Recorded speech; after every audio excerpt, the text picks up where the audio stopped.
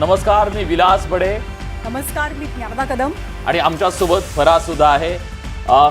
आपण पुढच्या तासाभरात या सगळ्या घडामोडी जाणून घेणार आहोत. भारतानं दहशतवाद्यांना दिलेल्या प्रत्युत्तरानंतर त्यांचा पाठीराखा असलेला पाकिस्तान चवताळून उठलाय. गुरुवारी रात्री पाकिस्तानच्या लष्करानं भारताच्या नागरी वस्त्या, मंदिरं, गुरुद्वारा आणि चर्चला टार्गेट करत त्यांचं प्रचंड नुकसान केलं. त्यामुळे पाकिस्तानचा धर्मांध मनसुबा पुन्हा जगाच्या समोर आलाय. शिवाय भारतीय लष्कराच्या तळांना ड्रोन हल्ले करून लक्ष्य करण्याचा नापाक प्रयत्न सुद्धा पाकिस्ताननं केला, जो अर्थातच भारताच्या सुरक्षा कवचानं हाणून पाडला. पाकिस्तानची कृती परिस्थिती चिघळवणारी होती. शिवाय युद्धाला तोंड फोडणारी खुमखुमी सुद्धा पाकिस्तानची कशी आहे हेही आपल्याला पाहायला मिळालं. एवढंच नाहीये तर या सगळ्यामध्ये आपल्या नागरिकांना ढाल करण्याचा कुटील डाव कुठल्या देशानं आखला नसेल, पण पाकिस्ताननं ते केलंय. एका बाजूला भारताच्या सैन्य तळांवर हवाई हल्ले करताना कारस्थानी पाकिस्ताननं दुसऱ्या बाजूला आपल्या हवाई हद्दीत प्रवासी विमानांची वाहतूक बंद केली नाही. पण भारतीय लष्कराच्या जबाबदार वर्तनामुळे एक बाका प्रसंग टळला जाणार. पण यातून सुद्धा काही प्रश्न अर्थातच निर्माण झाले आहेत. पाकिस्तानला युद्ध हवंय का? पाकिस्तान भारताला युद्धासाठी एक प्रकारे प्रवृत्त करतोय का? चक्रव्यूहामध्ये सापडलेला पाकिस्तान आपल्या फाळणीची बीजं स्वतःच पेरतोय का? हे एक ना अनेक प्रश्न विलास या निमित्तानं उपस्थित होत आहेत. तर या सगळ्या मुद्द्यांच्या संदर्भात आपण चर्चा करणार आहोत. आपल्यासोबत मान्यवर पाहुणे आहेत. या चर्चेत सहभागी होण्यासाठी आपल्यासोबत आता जोडले गेलेले आहेत निवृत्त major doctor Ashlesha Tawde. Madam, स्वागत आहे तुमचं न्यूज 18 लोकमतमध्ये. आपल्यासोबत आता निवृत्त कॅप्टन सुरेश वंजारी सर सुद्धा जोडले गेलेले आहेत. त्याचबरोबर निवृत्त कर्नल मोहन काकतीकर सर सुद्धा आपल्यासोबत आहेत. सर, तुमच्या दोघांचंही स्वागत. आणि थोड्याच वेळात आपल्यासोबत या चर्चेत सहभागी होण्यासाठी आंतरराष्ट्रीय घडामोडींचे अभ्यासक अनय जोगळेकर असतील आणि एअर मार्शल निवृत्त भूषण गोखले सर सुद्धा या चर्चेत थोड्याच वेळात सहभागी होणार आहेत. पण त्यांना मला वाटतं की आज आत्ता ज्या प्रकारचं स्टेटमेंट आलं आणि ते स्टेटमेंट अतिशय महत्त्वाचं आहे त्यांच्या मंत्र्यांचं. अर्थात पाकिस्तानच्या संरक्षण मंत्र्यांनी एक स्टेटमेंट केलंय की पर्याय भारताला आमच्यासमोर कोणताच ठेवलेला नाहीये. युद्ध हा अंतिम पर्याय आहे. तर याच मुद्द्यावरनं आपण आपल्या चर्चेला सुरुवात करूयात की पाकिस्तान फक्त बोलून म्हणजे वल्गना करून घाबरवतोय का पाकिस्तानची ताकद आहे, पाकिस्तान प्रवृत्त करतोय भारताला युद्ध करण्यासाठी? कॅप्टन सुरेश वंजारी सर, अर्थात हा प्रश्न आपल्याला विचारायला आवडेल की पाकिस्ताननं आत्तापर्यंत केलेले हल्ले आणि पाकिस्तानच्या मंत्र्यांकडनं सातत्यानं येणारी विधानं, पाकिस्तान काय साध्य करू पाहतोय? आपण खरंच जर विचार केला तर पाकिस्तानमध्ये कधीही लोकशाही आलीच नाही आहे, एक पहिली गोष्ट. त्यामुळे 1947 सालापासून जरी पाकिस्तानच्या आपण 5-6 युद्ध झाली, त्या 5-6 युद्धात आपण पाकिस्तानला प्रॅक्टिकली झोपवलेलं आहे. आता हे प्रॉक्सीवर तर पाकिस्तान ऑलवेज खेळेल, कारण पाकिस्तानामध्ये सत्ता ही सैन्य दलाच्या हातामध्ये असल्यामुळे पर्टिक्युलर आर्मीच्या हातामध्ये जनरल लोक ठेवतात. ती सत्ता काबीज करण्याकरता POK हा कॉन्स्टंट हेतू आहे. म्हणजे कॉन्स्टंट लाईव्ह प्रयत्न असतो की हे एक्सट्रीमिस्ट पाठवायचे, गडबड करायचे, हे करायचे. आत्ता जे काय झाले टर्न झालेला आहे हा तो बॉर्डर इश्यूमध्येच होत होता. काही मध्यंतरी मुंबईत हल्ला वगैरे हे झाले, ते होते, नाही असं नाही आहे. पण basically it was never consider as a Hindu आणि मुस्लिम. हा जो पैगामचा जो अटॅक झाला होता, दोन्ही बाजू त्याच्यात आहेत की ते विचारायचे हिंदू आहे काय मुसलमान, असाही पब्लिसिटी होत होती. आणि असाही आहे की आता पाकिस्तानाच्या ज्या मुसलमानांनी जे काय हे व्यक्ती ज्यांना मारल्या गेल्या किंवा रक्तपुरवठा करण्याकरता पाकिस्तानी नागरिक काश्मीरी नागरिक सुद्धा लाईनमध्ये उभे राहिले, ते रिस्पेक्ट ऑफ रिलिजन. म्हणजे याही गोष्टी होत्या. आता प्रश्न असा आला की हा प्रॉक्सी वॉर हे जरी आता थांबलं, वॉर कदाचित जास्त एक्सटेंड होईल असं मला वाटत नाही. जरी पाकिस्तानचे डिफेन्स मिनिस्टर म्हटले की ऑप्शन राहिलेले नाही आहे, ऑप्शन जरूर असतात.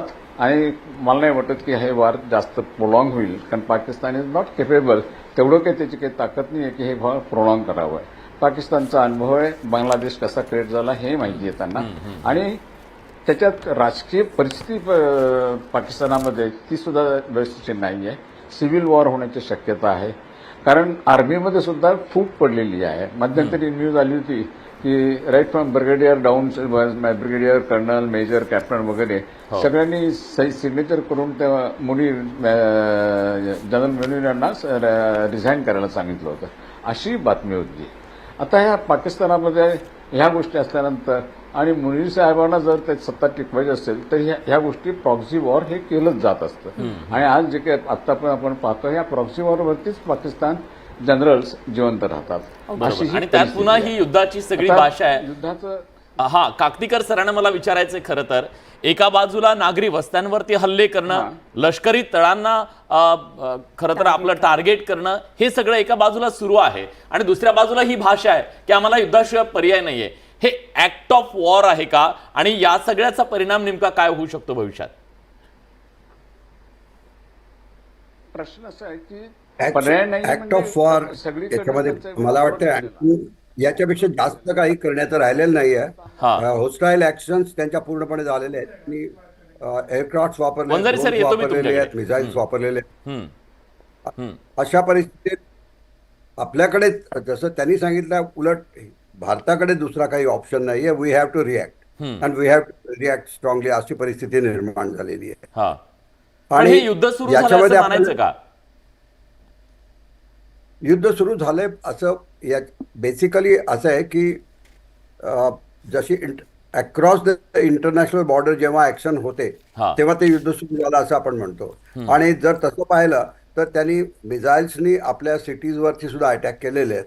आणि अशा परिस्थितीमध्ये असं काही actually there is nothing really written down असं काही की युद्ध सुरू झालं, परंतु जी ॲक्शन्स आहेत त्याच्यावरून इंडिकेट होतं की हॉट वॉरची सुरुवात झालेली आहे. परंतु जसं आत्ता आपल्याला आपण ऐकलं की पाकिस्तान सध्याची परिस्थिती ही अजिबात अशी नाही आहे की ए लॉंग ड्रॉन वॉर ते भारताशी करू शकतील. बरं. आणि याचं जसं आपण पाहिलं, जर याच्या बॅकग्राऊंडमध्ये आपण गेलात तर ही जी ॲक्शन पाकिस्ताननी केलेली आहे ती बेसिकली त्यांच्या इंटरनल सिच्युएशनकडून लोकांचं लक्ष बाहेर वेधण्यासाठी केली होती आणि ही पुढे एक्सटेंड झाली हा. आहे. बेसिकली पाकिस्तानी आर्मीची पॉप्युलॅरिटी अत्यंत कमी झालेली आहे आणि हेही पाहाल की इंटरनली त्याच्यामध्ये टेररिस्ट ॲक्टिव्हिटीज इतक्या वाढलेल्या आहेत, त्यांची इकॉनॉमिक कंडिशन इज पॅथेटिक. आता या सगळ्या गोष्टीकडून जर लोकांचं लक्ष काढून घ्यायचं असेल तर त्यांचा एक हुकमी एक्का हाच आहे की काश्मीर म्हणायचं आणि हिंदुस्थानच्या विरुद्ध काहीतरी सुरू करायचं, आणि ते त्यांनी एक्झॅक्टली केलेलं आहे. परंतु याचा परिणाम मला वाटते त्यांच्या कंट्रोलच्या बाहेर गेलेला आहे असं नक्कीच दिसतं. आणि याचा फायदा आपल्याला करून घेतला पाहिजे की once for all we will have to teach them a lesson. Ashlesha madam, तुम्हाला विचारायला आवडेल की असं नेहमीच म्हटलं जातं की soldier is always at war. प्रत्येक सोल्जर हा कायम त्या वॉरलाईक सिच्युएशनमध्येच असतो कारण तो बॉर्डरवरती असतो. पण पाकिस्ताननं काल आपल्यावरती जवळपास 400 ते 500 ड्रोन सोडले फक्त 240 मिनिटांमध्ये, म्हणजे 3 ते 3.5 तासांमध्ये. आपण प्रत्येकाला उत्तर दिलं. आताही पूंछमध्ये आणि इतर काही सेक्टरमध्ये गोळीबार सुरू असल्याची माहिती येते आहे. तर जसं मी वंजारी सरांना पण विचारलेलं की सिद्ध काय करू पाहतो, एक प्रकारे उद्युक्त करणं म्हणतो आपण समोरच्याला, की सतत त्याला त्रास द्या, सतत त्याला टोका. तर पाकिस्तान अगदी हेच करू पाहत आहे की भारतानं काहीतरी मोठी ॲक्शन घ्यावी?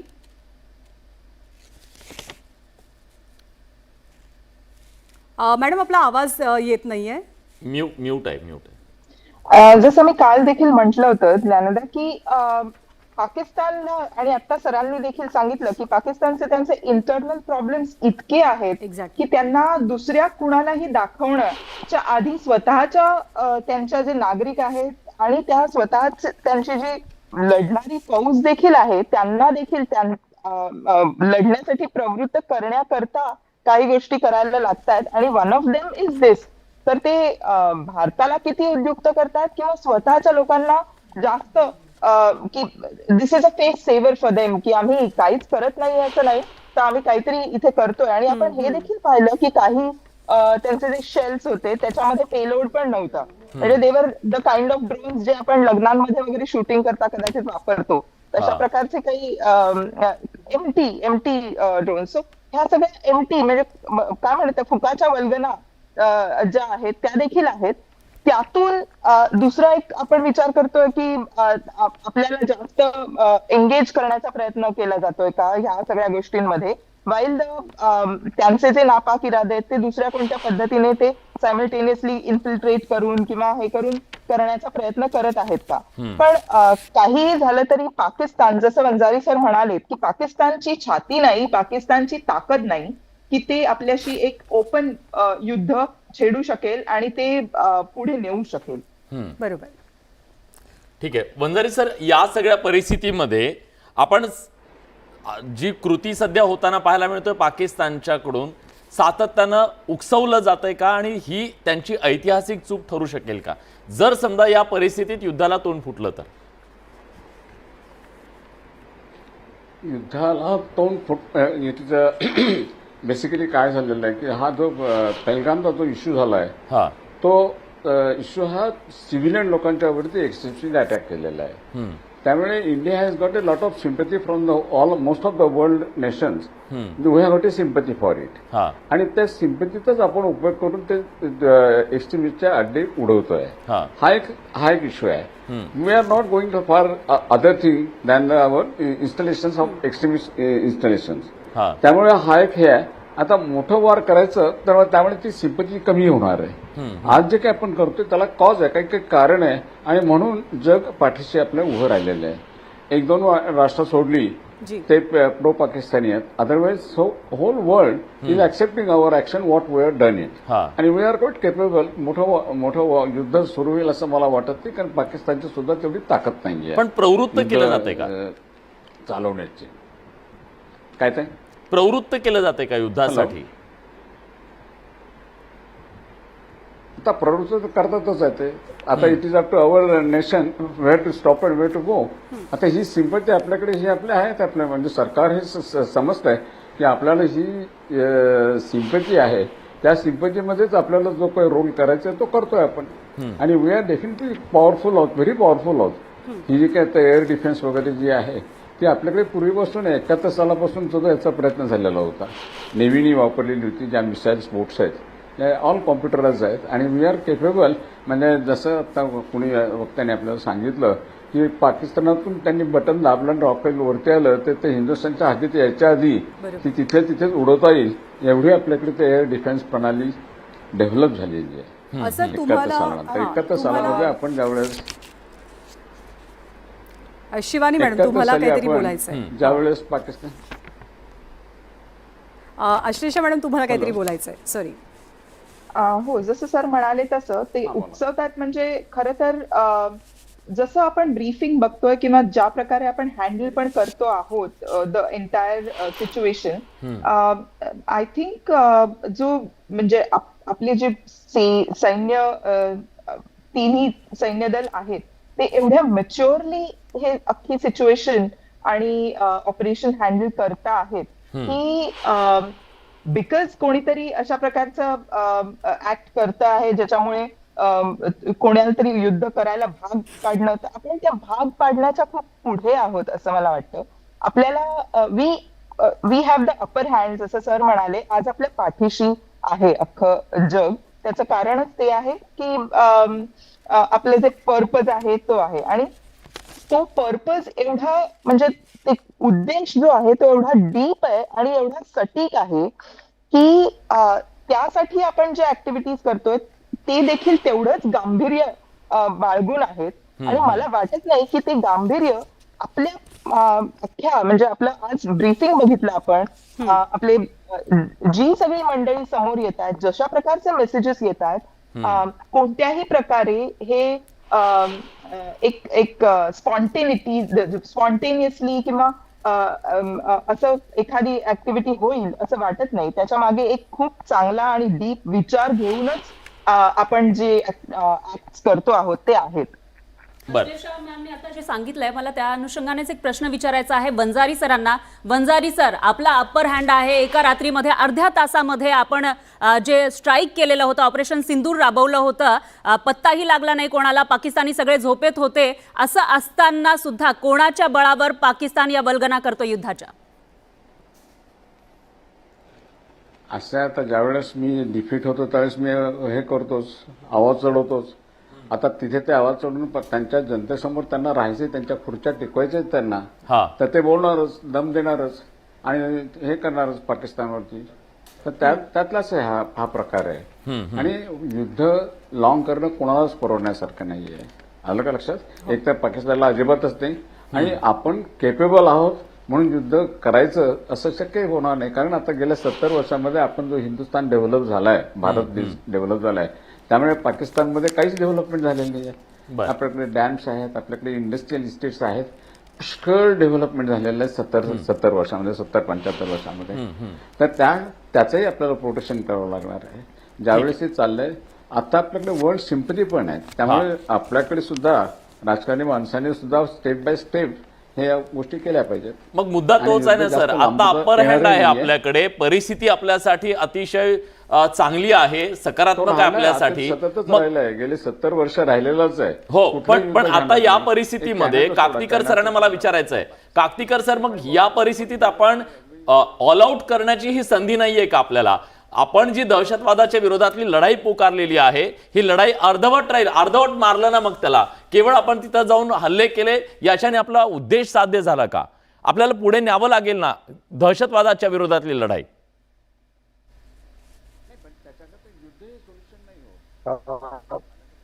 कधीही आपल्याला युद्ध हे हा लास्ट पर्याय असतो कुठल्याही गोष्टीमध्ये.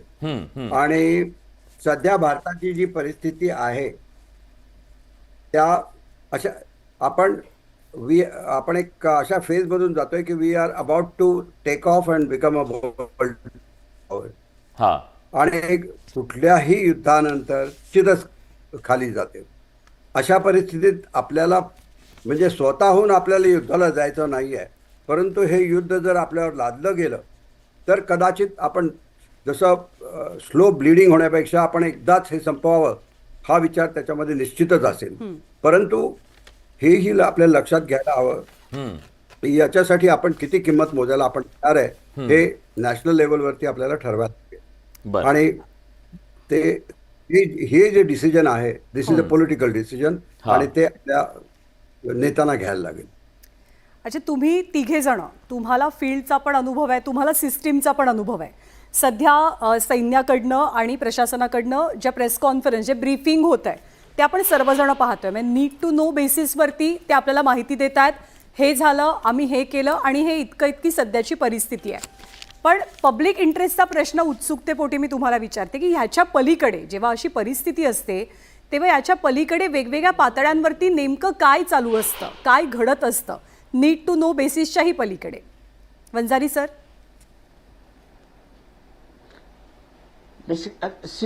World has seen the first world war, second world war. युद्ध हे कुठे सोल्युशन निघालेले नाहीये, पण युद्ध होऊ नयेत ते सोल्युशन निघालेले, म्हणून युनायटेड नेशन्स ऑर्गनायझेशन निर्माण झालं. युद्धामध्ये कोणाचाच फायदा होत नाहीये. जो युद्ध करतो किंवा जो युद्ध डिफीट होतो किंवा जो विनर होतो, दोघांचे नुकसान होतं. एक्सेप्ट तर अमेरिका सोडा, कारण ती दूरच पडलेली होती. म्हणजे you take example of second world war. म्हणजे फर्स्ट वर्ल्ड वॉर झाल्यानंतर जगामध्ये विचार यायला लागले की अशी काही ऑर्गनायझेशन असावी की युद्ध होऊ नये, माणसांची माणूसहानी होती. आणि हे जर डेव्हलपमेंट ऑफ वेपन जी सुरू झालेली आहेत, या पृथ्वी तलावरती माणूस तरी राहील की नाही ही.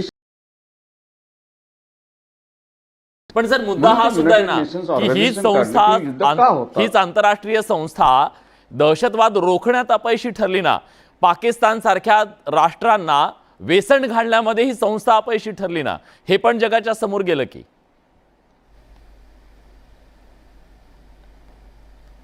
हॅलो, हा साहेब बोलतात ते बरोबर आहे, पण प्रयत्न तर जरूर आहेत, नाहीच असं नाहीये. कारण ह्या जर त्याच्यानंतर जे राष्ट्र निर्माण झाली, रशिया घ्या किंवा हे झालं, that was a federation of so many countries, so many part. Expansion of the land, तुमच्या नेशनचे बाउंड्रीज त्या झालेल्याच आहेत सेकंड वर्ल्ड वॉर नंतर सुद्धा.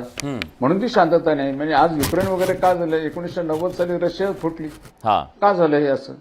आणि सेपरेशन होतं तिथे आफ्टर सेकंड वर्ल्ड वॉर, म्हणून त्या 90च्या नंतर स्वतंत्र झाले.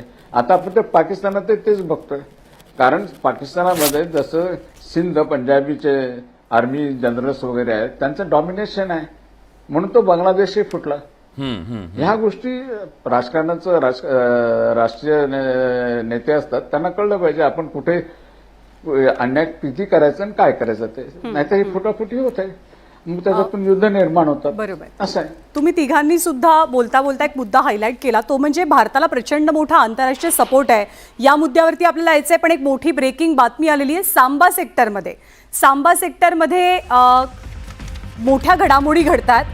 सांबा सेक्टरमध्ये स्फोटाचे आवाज आलेले आहेत. तर फिरोजपूरमध्ये सुद्धा ब्लास्ट झाल्याची माहिती आहे. ज्ञानदा, आताची सगळ्यात मोठी आणि महत्त्वाची बातमी ती म्हणजे फिरोजपूरमध्ये स्फोट झाल्याची माहिती समोर येते. सांबा सेक्टरमध्ये सुद्धा स्फोटाचे आवाज आलेले आहेत. याचाच अर्थ रात्रीच्या अंधारामध्ये भ्याड हल्ल्याचा प्रयत्न पाकिस्तानकडून केला जातोय. काल सुद्धा रात्री 8:30 ते 9च्या दरम्यानच पाकिस्ताननं हल्ल्याला सुरुवात केली होती. शेकडो ड्रोन भारताच्या दिशेनं पाठवलेले होते आणि आता सुद्धा तसाच काहीसा नापाक मनसुबा हा पाकिस्तानचा दिसून येतोय. कारण रात्री बरोबर 8 वाजून गेलेले आहे, 8:30 वाजायला आले आणि त्याच वेळेला सांबा सेक्टरमध्ये स्फोटाचे आवाज यायला सुरुवात झाली आहे. फिरोजपूर जे पंजाबच्या बॉर्डर लाईनचा एरिया आहे त्या ठिकाणी सुद्धा ब्लास्ट झाल्याची माहिती समोर येते आणि या ब्लास्टच्या मागे पाकिस्तानचाच हात असल्याचा पुन्हा एकदा या ठिकाणी समोर येताना दिसून येते.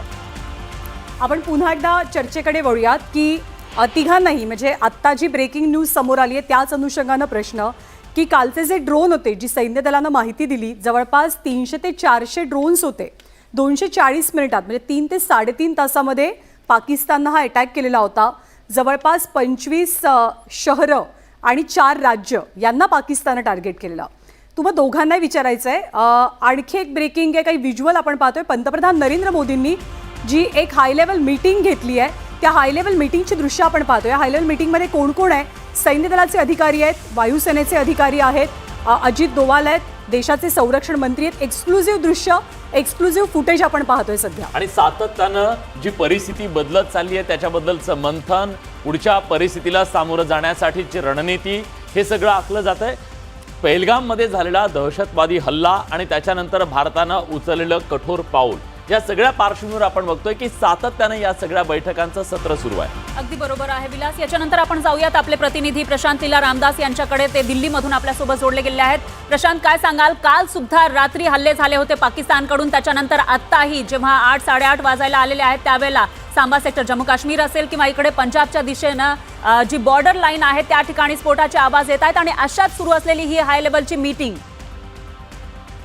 हा, बरोबर आहे. पंतप्रधान नरेंद्र मोदी यांच्या निवासस्थानी एक अत्यंत महत्वाची बैठक सुरू आहे. या बैठकीमध्ये केंद्रीय संरक्षण मंत्री राजनाथ सिंग उपस्थित आहे. त्याशिवाय तिन्ही सैन्य दलाचे प्रमुख ते देखील उपस्थित आहे. महत्वाचं म्हणजे जर बघितलं, एकीकडे पंतप्रधान नरेंद्र मोदी यांची बैठक सुरू आहे आणि बैठकीच्या दरम्यान सांबा असो, पूंछ असो, या भागामध्ये जोरदार आवाज येत असल्याची माहिती पुढे आलेली आहे. होऊ शकतं क्रॉस फायर ज्या पद्धतीनं पाकिस्तानच्या दिशेने गोळीबार केला जातो त्याचाही आवाज असण्याची शक्यता आहे. सध्या या संदर्भात कोणीही भारतीय लष्कराने स्पष्टपणे बोलण्यास तयार नाही. पण अतिशय महत्वाचं आहे की आज ज्या पद्धतीनं पूंछ असो, सोबतच उरी असो किंवा मग यानंतर जर बघितलं आपण पहलगाम असो, पहलगामच्या जवळ क्षेत्रात असलेलं इतरही क्षेत्र असो जिथे केस फायर व्हायोलेशन झाल्यानं दहशतवाद्यांची घुसखोरी होण्याचा प्रयत्न आहे. त्याचमुळे पाकिस्तानच्या दिशेने जोरदार गोळीबार केला जात असल्याची माहिती पुढे आलेली आहे. महत्वाचं म्हणजे त्या संदर्भात अतिशय या घडीला अत्यंत महत्वाचं आहे की पूंछमध्ये आणि खास करून जर बघितलं आपण तर सोबतच जर बघितलं आपण तर काही ठिकाणी ज्या पद्धतीने जोरदार आवाज येत असल्याची माहिती पुढे आलेली आहे. या सगळ्यांमध्ये अत्यंत महत्वाचं आहे की सांबा जे सेक्टर आहे ज्यामध्ये या सांबा सेक्टरमध्ये कालही जर बघितलं तर काल सांबा सेक्टरमध्ये 8 दहशतवाद्यांना ठार करण्यामध्ये भारतीय लष्कर यशस्वी झालं होतं. सीमा सुरक्षा दलाने ही कारवाई केली होती.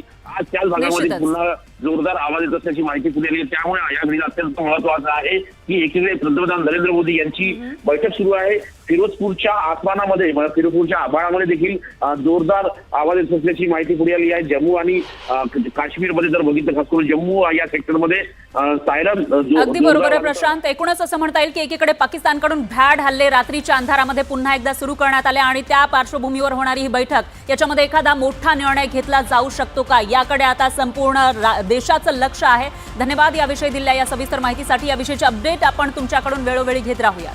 विलास, आणि याच मुद्द्यावरनं म्हणजे मी एकच मिनिट घेते फक्त विलास, की याच मुद्द्यावरनं मला अश्लेषा मॅडमला एक प्रश्न विचारायचा आहे. मॅडम, ही जी दृश्य आपण पाहतोय आत्ताच्या मीटिंगमधली, सगळेजण कॉम्बॅट युनिफॉर्ममध्ये आहेत, म्हणजे प्रत्येकजण आपापल्या काय म्हणतात त्याला, जे सैन्याचे प्रमुख आहेत, आर्मी, नेव्ही, एअरफोर्स, जनरल ते स्वतःच्या ड्रेसेसमध्ये असतात, पण आता सगळेजण कॉम्बॅट युनिफॉर्ममध्ये पाहायला मिळत आहेत. बऱ्याचदा कृतीतनं सुद्धा संदेश दिला जातो आणि देहबोलीवरनंही संदेश दिला जातो. तर हा काय संदेश असावा कॉम्बॅट युनिफॉर्म सगळ्यांनी घालणं? ज्ञानदा, एक अतिशय चांगला प्रश्न विचारला. कारण आपण जेव्हापासून जो आपला 22 तारखेला जो अटॅक झाला पहलगाम मध्ये, त्यानंतर जर आपण नोटीस केलं असेल तर आपले ऑनरेबल प्राईम मिनिस्टर मोदीजी ज्या ठिकाणी गेलेले आहेत त्यांच्या चेहऱ्यावर एकदाही त्यांनी हसू किंवा आनंद हा दिसलेला नाही. त्यांचं जे एक गांभीर्य आणि चेहरा, त्यांनी अत्यंत म्हणजे मनापासून ह्या गोष्टीला मानलं होतं की हा त्यांचं मिशन त्यांनी बनवलं होतं. हे जे म्हणजे जसं त्यांचं नाव घेऊन सांगितलं होतं की जाकर आपके सरकार को बोलो, त्या क्षणापासून ते इथे देखील आले जी. आणि त्यांच्या त्या आविर्भावामधून किंवा त्यांच्या त्या चेहऱ्यामधून एक मेसेज जातो ज्ञानदा, की दिस इज नॉट एनिथिंग, किंवा आपण त्याच्यामध्ये यश देखील प्राप्त करतोय. गेले 3 दिवस आपण सातत्याने यश प्राप्त केलंय, प्रत्येक ऑपरेशन, प्रत्येक अटॅक फॉईल केलाय, आणि तरी देखील त्यांचा चेहरा जर तू बघशील तर तो एका अशा नेत्याचा आहे, तो लीडर तर आहे, संयमी आहे, पण साहसी आहे आणि दूरदर्शी आहे.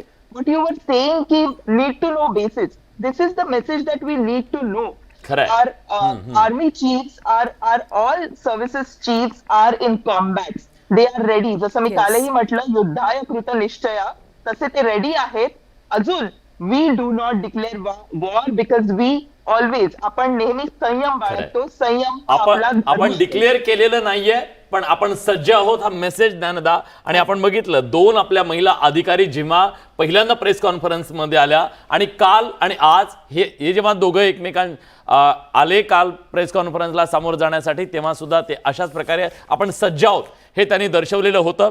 आता या चर्चेमध्ये सहभागी होण्यासाठी आपल्यासोबत आंतरराष्ट्रीय घडामोडींचे अभ्यासक अनय जोगळेकर आपल्यासोबत जोडले गेलेले आहेत. अनयजी, स्वागत आहे तुमचं. प्रश्न हा आहे, काल जेव्हा सीमेवरती इतका प्रचंड तणाव होता तेव्हा अमेरिकेने स्पष्ट शब्दात सांगितलं नन ऑफ आवर बिझनेस. याचा अर्थ काय घ्यायचा? पाकिस्तानच्या डोक्यावरचा हात निघालाय का?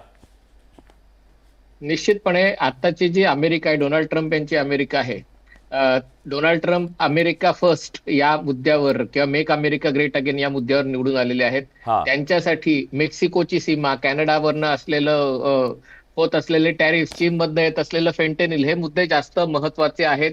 भारत आणि पाकिस्तान यांच्या संघर्षात मध्यस्थी करण्याची हौस त्यांना नाहीये. भारत जे करतोय ते कदाचित योग्य करतोय आणि त्याला ते करून द्यावं असं त्यांचा कल असावा. कारण एकीकडे JD व्हान्स अशा प्रकारची मुलाखत देत असताना दुसरीकडे मात्र मार्को रुबियो जे त्यांचे परराष्ट्र सचिव आहेत, ते सातत्याने आपल्या परराष्ट्र व्यवहार मंत्री डॉक्टर जयशंकर यांच्या संपर्कात आहेत. आणि बाकी अमेरिकन प्रशासनातले जे महत्वाचे लोक आहेत, म्हणजे याच्यामध्ये काश पटेल असेल किंवा मग तुलसी गबाड असतील, किंवा या सगळ्या लोकांनी भारताविरुद्ध झालेल्या दहशतवादी हल्ल्याचा तीव्र शब्दात निषेध केलेला आहे आणि एका प्रकारे भारताला मानसिक दृष्ट्या पाठिंबा दिलेला आहे. मला असं वाटतं भारत आपली लढाई लढायला समर्थ आहे आणि अमेरिकेची त्याला काही हरकत नाहीये. निश्चितच ही लढाई केवळ सैन्य तिथं सीमेवर लढते असं नाहीये, तर ही लढाई 2 पातळीवर, वेगवेगळ्या पातळीवर, 2च नाही अनेक पातळ्यांवर लढली जाते. जशी ती सीमेवर तशीच कूटनीतीच्या माध्यमातून सुद्धा ती लढली जाते. म्हणूनच मला वंजारी सरांना विचारायचं आहे, सर, कूटनीतीची लढाई आपण जिंकलोय का? ज्या प्रकारे आपण पाकिस्तानला एकटं पाडण्यात यश मिळवलेलं आहे आणि सगळे देश आपल्या बाजूने उभे आहेत, तुम्ही सुद्धा त्याचा उल्लेख केलेला होता, हे आपल्या कूटनीतीचं ती सुद्धा एक लढाई, ती लढाई आपण जिंकली आहे का?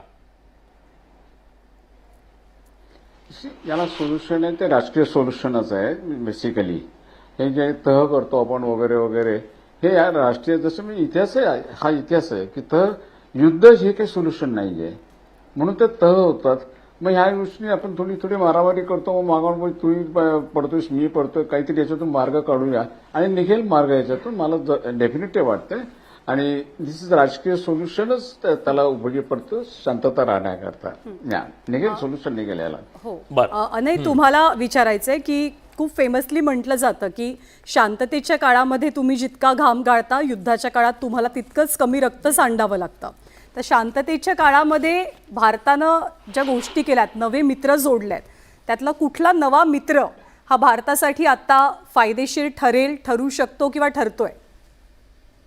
भारताला कोणता मित्र अधिक फायदेशीर ठरेल त्याच्यापेक्षा भारताने शांततेच्या काळात जी तयारी केलेली आहे, म्हणजे लक्षात घ्या, कारगिल युद्ध ते आत्ताचं युद्ध, या काळात भारताची अर्थव्यवस्था जी पाकिस्तानच्या दुप्पट किंवा तिप्पट आकाराची होती ती आता पाकिस्तानच्या 10 पट आकाराची झालेली आहे. भारताचं संरक्षणावरचा खर्च जे बजेट असतं ते पाकिस्तानच्या 7 ते 8 पट जास्त इतकं आहे. आणि केवळ एवढंच नाही तर भारताने जी तयारी केलेली आहे, म्हणजे भारताची सैन्य दलं कायमच अतिशय व्यावसायिक, अतिशय प्रोफेशनली काम करायची, पण त्याच्यामध्ये ज्या सुधारणा घडवून आणलेल्या आहेत, त्याच्यामध्ये इंटिग्रेटेड वॉर थिएटर्स तयार करण्यात आलेलं आहे, CSDSचं पद तयार करण्यात आलंय, ऑर्डिनन्स जे डेपो होते त्यांचं कॉर्पोरेटायझेशन करण्यात आलेलं आहे. याच्यामुळे खूप जास्त फरक पडलेला आहे.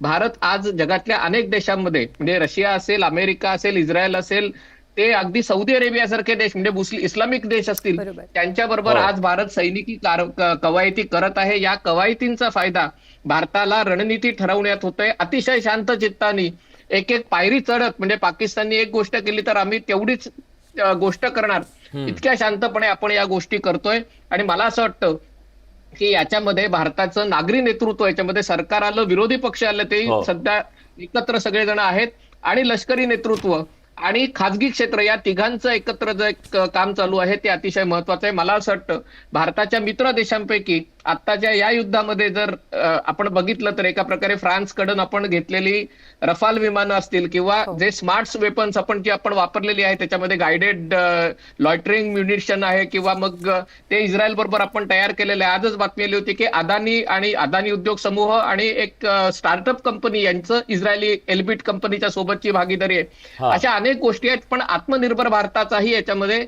अतिशय महत्वाचं भूमिका आहे. आकाशपासून ते अनेक गोष्टी आपण त्या केलेल्या आहेत. आणि मला मुद्दाम आश्लेषा मॅडमला हे विचारायचं आहे की ज्या प्रकारे आपण एक साध्या भाषेत सांगायचं तर हा आता मोबाईल आहे, हा मोबाईल जसजसं त्याचं वर्जन नवं येतं तसतसं आपण अपग्रेड होणं गरजेचं असतं. आणि अपग्रेड मानवी उत्क्रांती असो किंवा काही असो, अपग्रेड होणं महत्वाचं असतं. भारतीय सैन्य आणि इथलं सगळं शस्त्रसाठा, आपण सगळ्या गोष्टी, तंत्रज्ञान अपग्रेड करत गेलो, ही आपली उजवी बाजू ठरतीये का आज? ऍब्सोल्युटली विलास, खरंच सांगायचं झालं तर जसं आपण काल पण म्हटलं की भारत हा इट इज यंग नेशन. आपल्याकडे तरुण नेतृत्व आणि तरुण वयाने नाही तर विचारांनी आणि कृतीने हे आपण सतत बघत आलो आहोत.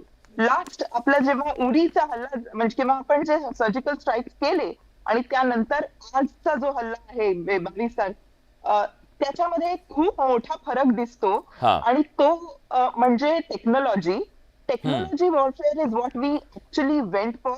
आणि दॅट टेक्नॉलॉजी जम्प जी आहे ती पाकिस्तानला ती समजू शकली नाही की आपण किती पुढे तंत्रज्ञानाला घेऊन गेलेलो आहोत. आणि म्हणजे ते मॅन्ड एअरक्राफ्ट असोत किंवा अनमॅन्ड असोत, ड्रोन्स असोत, आणि the way intel has played a major role.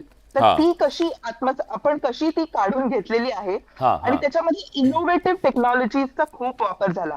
So जेव्हा आपण मेक इन इंडिया असं जेव्हा घोषवाक्य आपलं होतं आणि प्रत्येक शाळेपासून, प्रत्येक महाविद्यालयापासून ते टेक्निकल इन्स्टिट्यूट पर्यंत आपल्याला इनोव्हेशन अँड टेक्नॉलॉजी, इंटिग्रेशन हे जे सगळे शब्द आपल्याला अगदी परीक्षा पर चर्चा पासून, म्हणजे लहान मुलांच्या अभ्यासापासून हे आलेले आहेत.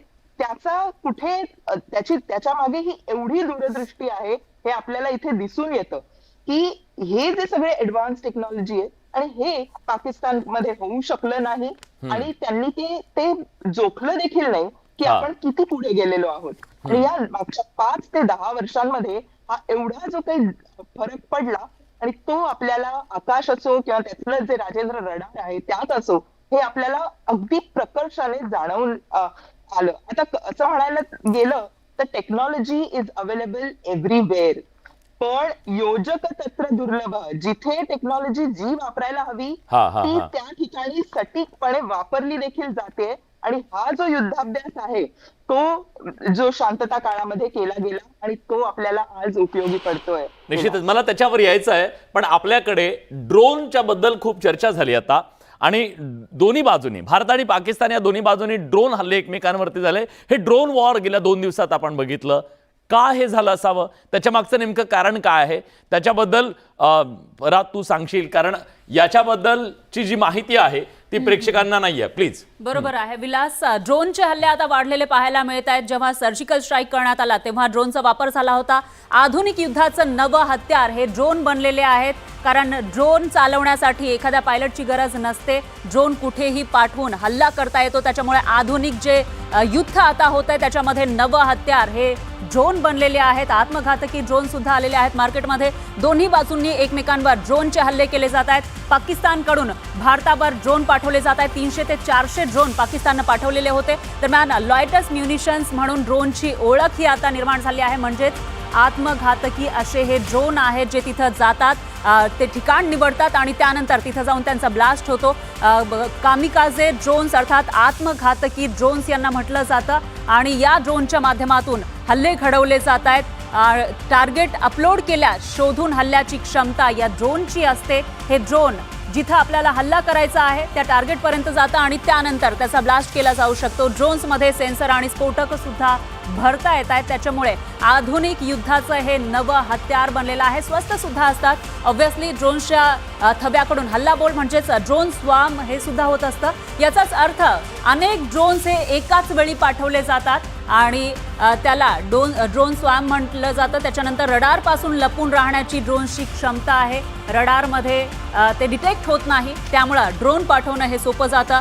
टेहळणी असेल, हवाई सुरक्षेची चाचपणी असेल किंवा टार्गेटसाठी अशा पद्धतीनं ड्रोनचा वापर केला जातोय. त्यामुळं आता जे युद्ध होत आहे त्यामध्ये सर्रासपणे ड्रोनचा वापर आपल्याला पाहायला मिळतोय. मानवरहित असल्यानं पाडलं तरी जीविताला धोका नाही. एखादा जर आपण फायटर जेट पाठवलं तर त्याच्यामध्ये पायलट असतो, मात्र ड्रोनमध्ये तशा पद्धतीचं कोणताही पायलट नसतो, मानवरहित असतं. त्यामुळं जीविताला धोका नाहीये. हवाई हल्ल्याच्या तुलनेमध्ये ड्रोन्स हे स्वस्त आहेत. त्यामुळे सुद्धा आता जेव्हा वॉर एक प्रकारे संघर्ष केला जातोय किंवा टार्गेट केलं जातंय ते ड्रोनच्या माध्यमातूनच केलं जातंय. विलास. अगदी बरोबर आहे परा. आणि त्याचबरोबर जी पारंपरिक युद्धनीती होती ती युद्धनीती ते वॉरफेअर आता बदललेलं आहे आणि त्यामुळे सैन्य जे आहे ते जमिनीवरती न लढता ड्रोन्सच्या माध्यमातून किंवा अत्याधुनिक माध्यमातून सुद्धा एकमेकांवरती मारा करताना आपण पाहतोय. या सगळ्याबद्दल आणि खास करून पाकिस्तानबद्दल, पाकिस्तान एक प्रकारे चक्रव्यूहात अडकलाय आणि हा चक्रव्यूहात अडकलेला पाकिस्तान स्वतःच्याच पायावरती कुऱ्हाड मारून घेतोय का, याबद्दलही आपल्याला आपल्या तज्ज्ञांशी, एक्सपर्टशी चर्चा करायची आहे. पण एका छोट्याशा ब्रेकनंतर तुमचं पुन्हा एकदा स्वागत. न्यूज 18 लोकमतवर तुम्ही सातत्यानं पाहताय भारत आणि पाकिस्तान या 2 देशांच्या दरम्यान सुरू असलेला तणाव आणि या सगळ्या पार्श्वभूमीवर आपल्याला एक गोष्ट स्पष्टपणे जाणवती आहे की पाकिस्तान आज ज्या सगळ्या परिस्थितीत आहे ते चक्रव्यूह आहे. त्याच्या भोवतीचं चक्रव्यूह आहे चहूबाजूनी. एका बाजूला आहेत तहरीक-ए-तालिबानचे होणारे आत्मघातकी हल्ले, बलूच लिबरेशन ज्यांनी बंडखोरी केली आणि ते टार्गेट करतायत. दुसऱ्या बाजूला भारताच्या सीमेवरती निर्माण झालेला तणाव, नैसर्गिक आपत्ती आणि त्याचबरोबर पाकिस्तानच्या अंतर्गत सुद्धा लष्करात राजकीय पातळीवर सुद्धा एक असंतोष खतखतोय. त्यामुळे पाकिस्तान आजच्या या घडीला अशा चक्रव्यूहात अडकलेला असताना नेमकं काय करू पाहतोय. पाकिस्तानची ही एक प्रकारची युद्धाची नीती ते त्यांच्यासाठी अतिशय घातक ठरू शकते का, या सगळ्याबद्दल आपल्याला चर्चा करायची आहे. निश्चितच विलास. आणि त्याच बाबतीमध्ये काही मुद्दे आपल्याकडे आहेत. पाकिस्तान कशा पद्धतीनं स्वतःच्या चक्रव्यूहमध्ये अडकलेला आहे ते सिद्ध करणारे हे मुद्दे आपण बघूयात. पाकिस्तान हा चक्रव्यूहामध्ये अडकलेला आहे. आर्थिक संकट आहे. पाकिस्तानची अर्थव्यवस्था ही गंभीर संकटात आहे, ते लपून राहिलेलं नाहीये. त्याचबरोबर कर्जाचा बोजा, कर्ज घ्यायला आता नकार दिला जातोय. सगळीकडून कर्ज मागितलंय, आधीच कर्जाचा बोजा, त्यानंतर कर्ज द्यायला नकार आणि आता आंतरराष्ट्रीय नाणेनिधी म्हणजेच IMF कडून सुद्धा अटी घालण्यात आलेल्या आहेत पाकिस्तानला पैसे देण्यासाठी. महागाई आणि बेरोजगारीमुळे जनतेमध्ये पाकिस्तानच्या असंतोष प्रचंड पाहायला मिळतोय. पुढचा मुद्दा आपण बघूयात. अंतर्गत बंडाळी सुद्धा आहे. लष्करातील अनेक अधिकारी बंडाच्या तयारीत आहेत. लष्कर जे युद्ध लढत असतात त्यांच्यामध्येच बंडाळी पाहायला मिळते. मुल्ला मुनीरवर राजकीय हस्तक्षेपाचा आरोप करण्यात आला आहे, जो लष्कराचा प्रमुख आहे. पुढचा मुद्दा आपण बघूयात. स्वतंत्र बलुचिस्तानसाठीचा संघर्ष टिपेला पोहोचलेला आहे आणि त्यामुळे बलुचिस्तान वेगळा होऊ शकतो. बलुचिस्तान लिबरेशन आर्मीचे हल्ले हे आता वाढल्याचं पाहायला मिळतंय. हीच ती संधी आहे असं म्हणत BLAने सुद्धा हल्ले वाढवलेले आहेत. तर आक्रमक बलोच हे बलुचिस्तानवरील नियंत्रण गमावण्याची भीती आता पाकिस्तानला सतावतीये. तर तहरीक-ए-तालिबान पाकिस्तानकडून म्हणजे TTP कडून सुद्धा हल्ले केले जात आहेत पाकिस्तानमध्ये. पुढचा मुद्दा आपण बघूयात. पहलगाम हल्ल्यानंतर भारताचं सुद्धा प्रत्युत्तर सुरू आहे. म्हणजे एकीकडे भारत जो पीसफुली आतापर्यंत पाकिस्तान सोबत होता त्यांच्यावर हल्ले केल्यानंतर भारतावर हल्ले केल्यानंतर भारतानं ही प्रत्युत्तर द्यायला सुरुवात केली आणि दुसरीकडे अंतर्गत बंडाळी अशा पद्धतीनं पाकिस्तान हा स्वतःच्या चक्रव्यूहात अडकल्याचं दिसून येतंय. विलास, भारत पाकिस्तान सीमेवरती त्यामुळे एक प्रकारचा प्रचंड तणाव सुद्धा निर्माण झालेला आहे. आपण बघतोय किती संकट वेगवेगळी आहेत आणि याच दरम्यान एक महत्वाची बातमी आपल्यापर्यंत पोहोचतीये. बरोबर आहे विलास, एक ब्रेकिंग न्यूज आपल्याकडे येते. मी स्फोटाचे आवाज ऐकतोय असं ओमर अब्दुल्ला जे जम्मू काश्मीरचे मुख्यमंत्री आहेत त्यांनी म्हटलंय. जम्मू काश्मीरचे CM ओमर अब्दुल्ला यांनी ट्विट केलेला आहे. याचाच अर्थ ओमर अब्दुल्लांचं निवासस्थान ज्या ठिकाणी आहे तिथं आता स्फोट होत आहेत का असा सवाल उपस्थित होतोय. जम्मू काश्मीरमध्ये पाककडून पुन्हा एकदा भ्याड हल्ले सुरू करण्यात आले आहेत.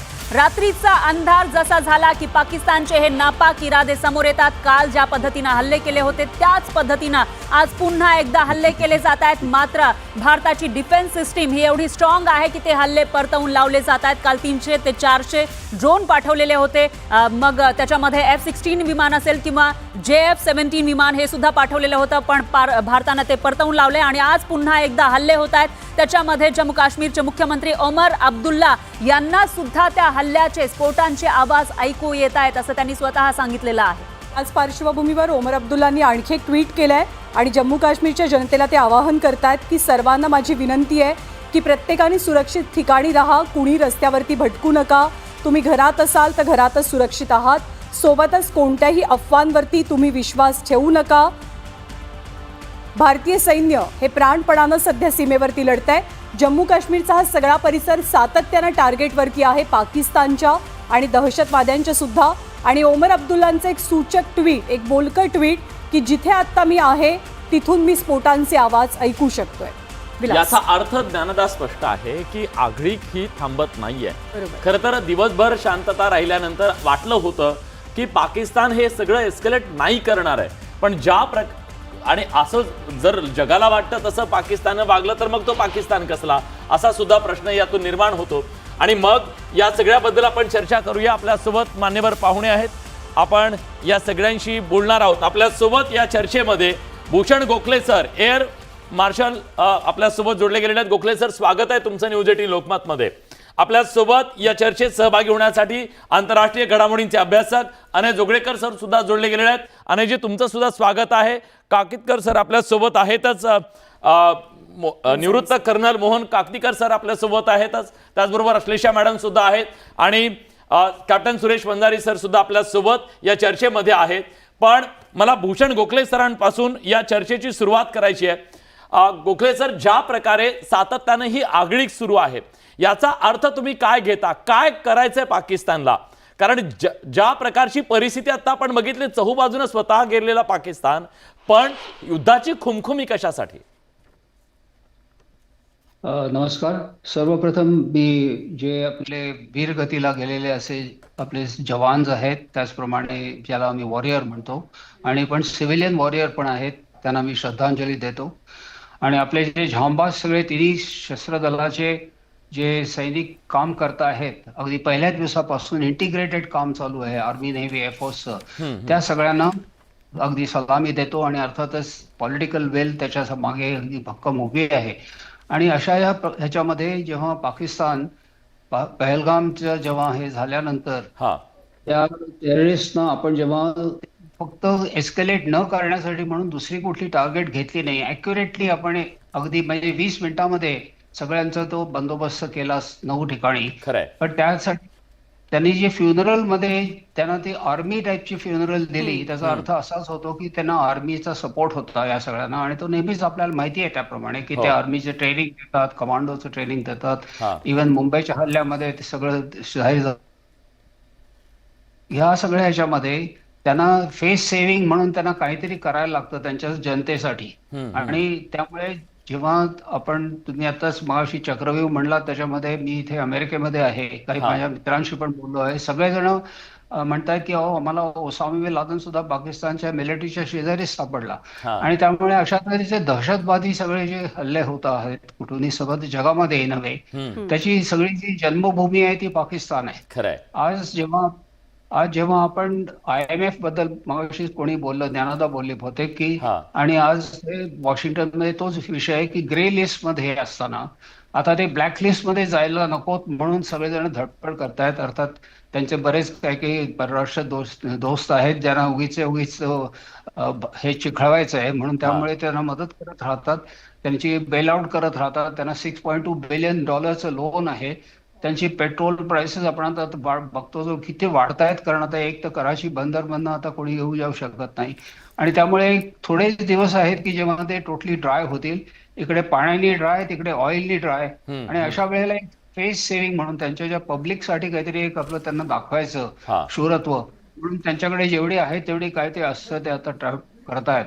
त्यामुळे हे जे डिस्कलेक्शन आहे ते खरं पाहिलं तर त्यांनी करायला नको, पण ते करत राहिले तर आपल्याला काहीच प्रॉब्लेम नाही. आपल्याकडे त्याच्यापेक्षा कितीतरी शक्ती आहे. आणि जोपर्यंत त्यांना त्याची जाणीव होत नाही, आता आपण बऱ्याच रुमर्स ऐकतोय, त्यामुळे त्या रुमरवरती जायला नको की तो जो जिहादी त्यांचा आर्मी चीफ आहे. कारण मगाशी मध्ये एकदा मी आपले जे अँबॅसेडर अशरफ जे फ्रान्समध्ये होते त्यांनी इतकं चांगलं बोलले होते की कुठला CDS आमचा किंवा तुमचा इंग्लंडचा CDS किंवा कुठल्याही देशाचा चीफ जो असतो तो कधी असं जिहादी बोलतो का? धर्मावर त्याला मुल्ला म्हणतात. एक्झॅक्टली. तर त्यामुळे अशा तऱ्हेचे जे त्यांना पहिल्यापासून शिक्षण मिळालेलं आहे आणि असं फेस सेव्हिंग म्हणलं तसं ते करतायत. त्यामुळे इट्स अ क्वेश्चन ऑफ किती वेळ ते तग धरू शकतात. माझी तर खात्री आहे. आता अनय पण बरोबर आहे, आपल्याला इस्रायल बरोबर जे आपण बनवलेलं आहेत हारोप वगैरे सगळे असे तऱ्हेचे जे इव्हन ड्रोन्स आहेत, विमानं तर अर्थात आपल्याकडे आहेत, त्यांची इतकी लांबची पल्ला आहेत. आणि तुम्हाला माहिती आहे की पाकिस्तानचा सर्वात मोठा धोका म्हणजे त्यांची डेप्थ. त्यांना डेप्थच नाहीये. 71च्या युद्धामध्ये त्यांनी त्यांची विमानं इराणमध्ये लपवली होती, कारण त्यांना माहिती होतं की आम्ही अगदी पेशावरच्या क्वेटाच्या पलीकडे येऊ शकतो. पण आता क्वेटामध्ये जाऊ नाही शकतात, कारण तिकडून सुद्धा अफगाण त्यांना त्रास देत आहेत. इकडे बलुचिस्तानमध्ये जाऊ शकत नाहीत. त्यामुळे एक प्रकारची तुम्ही म्हणला जर चक्रव्यूह कोंडी झालेली आहे. मग अशा वेळेला काहीतरी फेस सेव्हिंग त्यांना करायचं म्हणून हे एस्केलेशन करतायत. गोगले सर, सर अमेरिकेत आहेत तर मला वाटतं अमेरिकेच्या भूमिकेबद्दल आपण विचारायला पाहिजे. हो, अमेरिकेच्या भूमिकेबद्दल विचारण्याआधी सर मला आणखी एक मुद्दा तुमच्याकडनं हायलाईट झालेला आवडेल की ही जी युद्धनीती आहे, म्हणजे आता एक आकडेवारी जी आली जी मगाशी थोडीशी सांगितली गेली की जवळपास 300 ते 400 ड्रोन्स एकापाठोपाठ एक काल सोडले गेले पाकिस्तानकडनं 240 मिनिटात, म्हणजे जेमतेम 3-3.5 तासांमध्ये 25 शहरं आणि 4 राज्य टार्गेटवरती होती. तर ही जी युद्धाची किंवा अटॅक करण्याची स्टाईल आहे ही हमासची स्टाईल असल्याचं बोललं जातं. ही काही टिपिकल ट्रेडिशनल एखाद्या देशाची किंवा पाकिस्तानची युद्धाची स्टाईल नाही. तर याची सुद्धा आता कुठेतरी भीती वाटू लागली आहे, वर्तवली जाऊ लागली आहे की इतर दहशतवादी संघटना सुद्धा पाकिस्तान सोबत येऊन आपला हेतू साध्य करू पाहतायत का? नाही, आता हे 200-300 तुम्ही जे म्हणलात, पण तुम्ही जेव्हा कम्पॅरिझन करता इस्रायलचं साईज बघा किती आहे. त्याच्यामध्ये 200-300 आले की त्याची डेन्सिटी खूप होते. पण भारताचं तुम्ही जेव्हा इतक्या मोठ्या ह्याच्यावरती शहरांवरती इतक्या मोठ्या एरियावरती तुम्ही जेव्हा 200-300 करता तेव्हा एक प्रकारे ती कमी होतात, त्यांची इंटेन्सिटी कमी होते. आणि त्यामुळे आपल्याला एअर डिफेन्स ती शूट करायला पटापट करता येतात. म्हणजे जसं इस्रायलला जेव्हा एका पाठोपाठ येतात तेव्हा त्यांचा जो आयर्न डोम आहे त्याला जरा एक प्रकारची काही ना काहीतरी एक सॅच्युरेशन होतं, तसं आपल्याला तो जाणवत नाही. कारण आपल्याकडे आपण एक प्रकारचं लेअर्ड डिफेन्स बनवलेला आहे. आकाश मिसाईल, आकाश एक्सटेंडेड मिसाईल, S-400 आणि अशा बरेच काय गोष्टी आहेत आपल्याकडे ज्याच्यामुळे आपण हे सगळ्या गोष्टी थोपवू शकतो आहोत. आणि अर्थातच त्याचे काही वेळेला त्यातलं एखादं पडत असेल म्हणूनच आपले जे काही सैनिक किंवा कोणी सैनिक म्हणण्यापेक्षा सुद्धा जे सिव्हिलियन पॉप्युलेशन त्याच्यामध्ये जी सापडते आहे बिचारी. आता जसं तुम्ही आत्ताच सांगितलं की स्वतः मुख्यमंत्री जे आहेत श्रीनगर ते त्याच्यामध्ये त्यांच्या अर्थात मी काल ऐकलं होतं ते जम्मूला गेलेत म्हणून, कारण जम्मूवरती जास्त जरा हल्ला होतोय. आणि अशा तऱ्हे ते त्यांचा जो हल्ला आहे तो असा विखरित असा आहे, म्हणजे असा एक कॉन्सन्ट्रेटेड नाहीये. त्यामुळे मला त्याची एवढी अशी हे वाटत नाही. तुम्ही आता दुसऱ्या दहशतवादी ज्या संघटना आहेत त्यांची मदत घेतात का नाही वगैरे ह्या गोष्टी प्रत्येकदा आम्ही सुद्धा लेसन्स ऑफ द वॉर घेतो त्यावेळेला युक्रेनचं वॉर असेल किंवा हमास गाझाचं असेल या सगळ्यांचे आम्ही हे मुद्दे काढत असतो आणि त्याप्रमाणेच आपली रणनीती जमत असते. अनय जोगळेकरांना मला विचारायचं आहे खरं तर, कारण ज्या प्रकारे चहूबाजूनं चक्रव्यूहात अडकलेला हा पाकिस्तान आहे, अशा परिस्थितीमध्ये पाकिस्ताननं ही आगळीक करणं त्यांच्यासाठी किती मोठा धोका ठरू शकतो? म्हणूनच हे चहूबाजूने अडकलेत, म्हणूनच हे आगळीक केली. कारण जेव्हा माणूस बुडत असतो तेव्हा जे काही हाताला लागेल ते पकडण्याचा प्रयत्न करतो. एक छोटं उदाहरण देतो. भारताने आता या युद्धाच्या सुरुवातीला भारतातनं पाकिस्तानात जाणाऱ्या ज्या बोटी आहेत किंवा तो कार्गो आहे त्याच्यावर बंदी घातलेली. म्हणजे समजा आंतरराष्ट्रीय माल भारतात जहाज येऊन त्यातलं दुसऱ्या जहाजाने पाकिस्तानला जात असेल तर या एका छोट्या निर्णयामुळे पाकिस्तानातनं कुठलाही कंटेनर युरोपात किंवा इतरत्र पाठवायचा किंवा पाकिस्तानात आणायचा तर $800 त्याचा खर्च वाढलेला आहे आणि त्याचा कालावधीही वाढलेला आहे. आता पाकिस्तान काही सोफिस्टिकेटेड कम्प्युटर्स मायक्रोचिप्स वगैरे करत नाहीत. पाकिस्तानची निर्यात म्हणजे टॉवेल बटाटे वगैरे अशा गोष्टी आहेत. तर त्याच्यावर जेव्हा कंटेनरला $800 वाढतात तेव्हा पाकिस्तानला बघा त्याची किती किंमत मोजावी लागते. दुसरा हल्ला आपण आज जर IMFचा कर्जाचा हप्ता जर पाकिस्तानला मिळाला नाही तर पाकिस्तानची अवस्था किती वाईट होणार आहे. कारण गेल्या वर्षी पाकिस्तानमध्ये 38% महागाईचा दर होता आणि यावर्षी पाकिस्तानला $30 अब्ज आणि पुढच्या वर्षी $48 अब्ज कर्जाचा हप्ता भरायचा आहे. त्यांच्या सरकारचा तितका महसूलही नाहीये. म्हणजे बघा सगळ्याच्या सगळा सरकारचा महसूल कर्ज भरण्यात जाणार आहे. आणि अशा परिस्थितीतला जो आघात आहे तो त्यांच्यावर युद्धा इतकाच निर्णायक ठरू शकतो. आणि त्यामुळे ही एक चांगली गोष्ट आपण केलेली आहे की युद्धाचं जे सर तुम्हाला थांबवतोय थोडंसं.